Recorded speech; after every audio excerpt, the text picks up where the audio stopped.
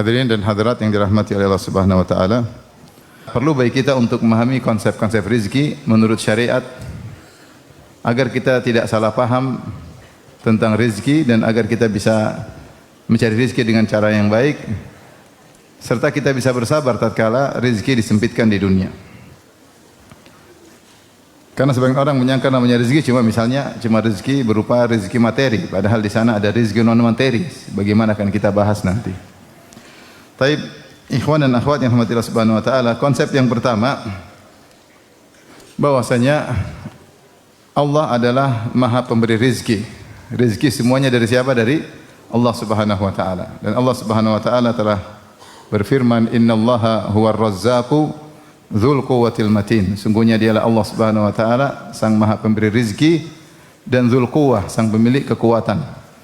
Dalam ayat ini, dalam surat Az-Zariyat ini Allah menggabungkan antara Maha Pemberi rezeki dengan Dzul Quwwah, sang pemilik kekuatan. Itu para ulama mengatakan di antara faedahnya digabungkan antara pemberi rezeki dengan Dzul Quwwah, sang pemilik kekuatan. Maksudnya Allah Maha kuat ketika memberi rezeki.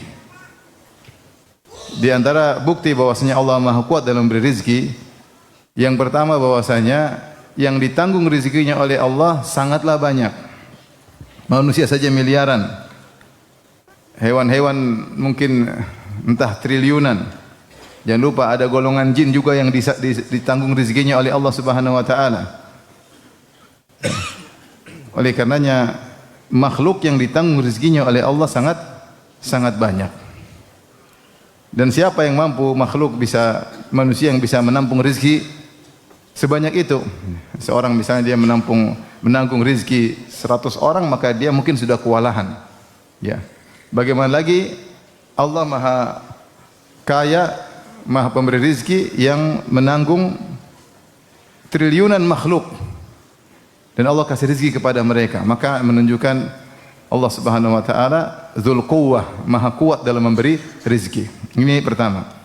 Yang kedua, di antara yang menakjubkan bahwasanya Allah mampu memberi rezeki kepada mereka dalam satu waktu sekaligus, dalam satu waktu miliaran manusia Allah kasih rezeki. Dalam satu waktu triliunan makhluk Allah kasih rezeki. Sekaligus. Manusia tidak akan mampu melakukan demikian. Kalau mereka memberi rezeki pasti mereka bertahap atau sebagian, kemudian tahap berikutnya. Adapun Allah Subhanahu wa taala ketika memberi rezeki langsung kepada triliunan makhluk sekaligus. Dan ini menunjukkan Allah Dzul Quwwah, Maha kuat dalam memberi rezeki. Perkara yang ketiga yang menunjukkan Allah Subhanahu wa taala kuat dalam memberi rezeki sehingga digabungkan Innallahu war-razzaqu dzul quwwah, dialah sang memberi rezeki, sang pemilik kekuatan. Karena Allah Subhanahu wa taala memberi rezeki ini sudah mungkin entah jutaan tahun, entah sudah sangat lama Allah sudah kasih rezeki tersebut dan tidak habis-habis menunjukkan dia kuat dalam memberi rezeki. Makanya Allah mengatakan, "Ara'aitum mundu ma khalaqas samawati wal ard, madza anfaqa mundu khalaqas samawati wal ard." Bagaimana menurut kalian sudah berapa banyak yang Allah infakkan kepada makhluk-makhluknya sejak Allah menciptakan langit dan bumi? Sudah berapa banyak kekayaan yang Allah berikan kepada makhluknya sejak saat itu. Dengan Allah Dzul Quwwah, Maha kuat dalam memberi rezeki. Maka kita harus yakin bahwasanya dialah Allah sang Maha Pemberi rezeki dan Allah Subhanahu wa taala sangat mudah memberi rezeki dan tidak susah baginya untuk memberi rezeki kepada makhluknya. Wala yauduhu hifdzuhuma. Tidak ada susah bagi Allah untuk mengurusi langit dan bumi dan apa yang di antara keduanya, isi langit dan isi bumi, semua tidak susah bagi Allah untuk mengurusnya. Jadi konsep yang pertama. Konsep yang kedua, ikhwan dan akhwat yang dirahmati Allah Subhanahu wa taala, bahwasanya aset Allah tanpa batas. Aset Allah tanpa batas. Hal ini kenapa? Karena untuk rezeki Allah bisa ciptakan, tinggal kun fayakun. Berbeda dengan manusia yang sekaya-kayanya dia, rezekinya, asetnya pasti terbatas. Manusia sekaya apapun, asetnya pasti terbatas. Adapun Allah Subhanahu wa taala asetnya tanpa batas.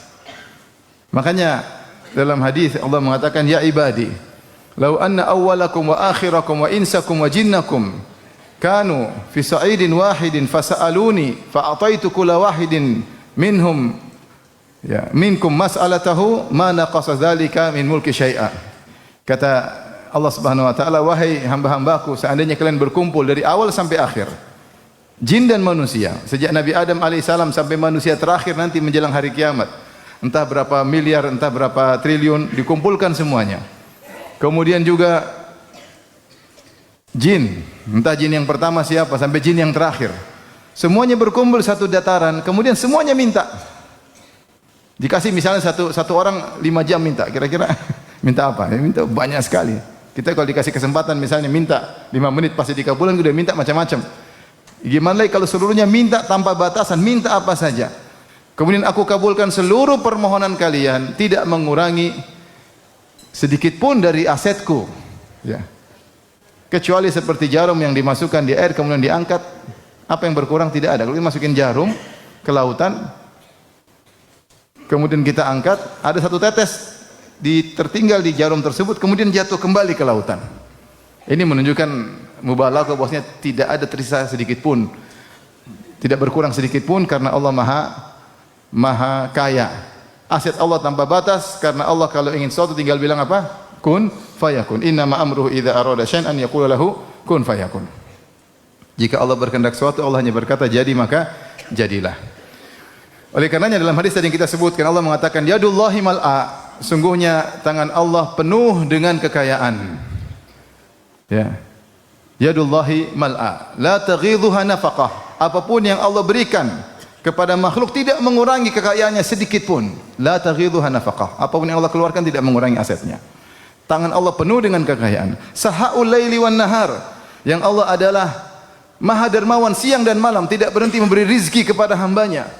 Kulla yaumin huwa fi sya'an, setiap hari Allah dalam kesibukan mengurusi hamba-hambanya, mengurusi makhluk-makhluknya. Bukan cuma kita yang diurusi, ada jin diurusin, ada hewan-hewan diurusin, ada langit, bumi diurusin oleh Allah Subhanahu wa taala, dan semuanya mudah bagi Allah Subhanahu wa taala. Sahaul laili wan nahar, dermawan setiap siang, setiap hari, selalu dermawan. Kemudian Allah berkata, kata Nabi sallallahu alaihi wasallam, "Ara'aitum madza anfaqa mundzu khalaqas samawati wal ard?" Ya. Bagaimana menurut kalian sudah berapa banyak yang Allah infakkan sejak Allah menciptakan langit dan bumi? Sungguhnya tidak mengurangi sedikit pun asetnya. Jadi Allah maha kaya. Makanya kalau kita mintalah kepada Allah, karena Allah tidak susah bagi Allah untuk mengabulkan permohonan kita. Tidak susah bagi Allah dan mudah bagi Allah, tinggal kun fayakun. Beda dengan manusia asetnya terbatas, sekaya apapun kalau kita minta, hari pertama mungkin dia kasih tambahan, minta 100.000 dia kasih 1 juta. Hari kedua dia kasih 100.000 sesuai permintaan. Hari ketiga dia kasih tapi bermuka masam. Hari keempat kau diusir dari rumah. Manusia seperti, meskipun asetnya banyak, dan manusia terusik ketika ada orang datang ingin mengorek-ngorek aset dia tidak mau. Itu sifat manusia. Ya. Makanya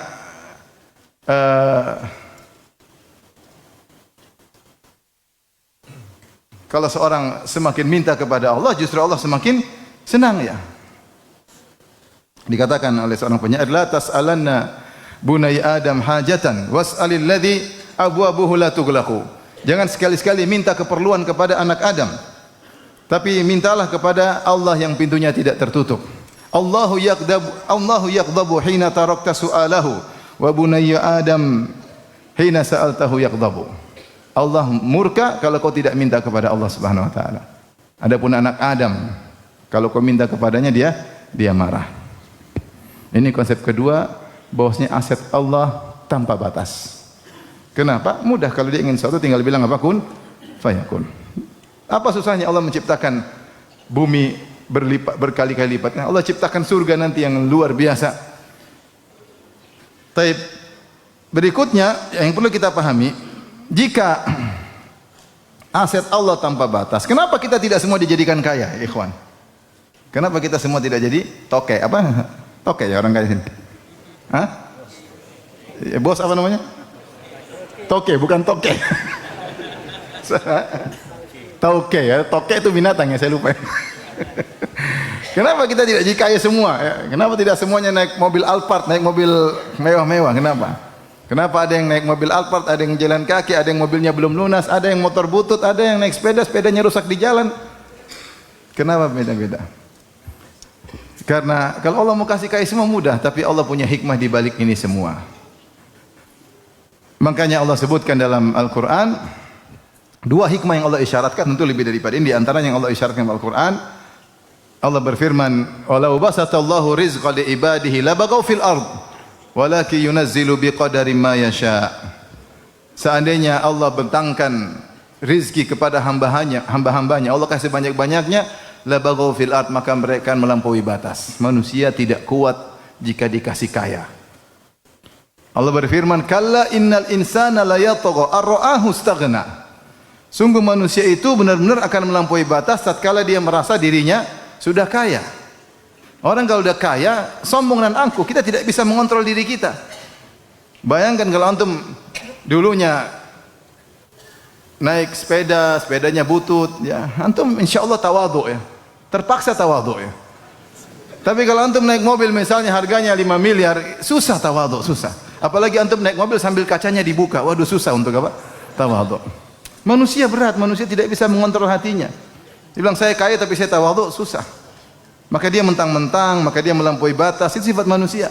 Allah mengatakan kalau Allah bentangkan rezeki kepada mereka, labaghaw fil ard, maka mereka akan melampaui batas. Walakin yunazzilu biqadarin ma yasha. Tapi Allah turunkan dengan kadar yang Allah kehendaki. Kita serah Allah Subhanahu wa taala.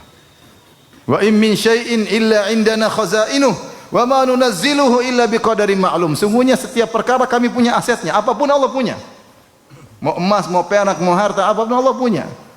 Wa ma nunazziluhu illa biqadarin ma'lum. Namun kami tidak turunkan kecuali dengan kadar yang Allah kehendaki. Jadi di antara hikmah pertama, Allah tidak jadikan semua orang kaya karena kekayaan menjadikan orang bisa melampaui batas. Ini kenyataan yang terjadi. Ada orang miskin tiba-tiba kaya, sombong angkuh pamer, disebut istilahnya OKB, orang kaya baru.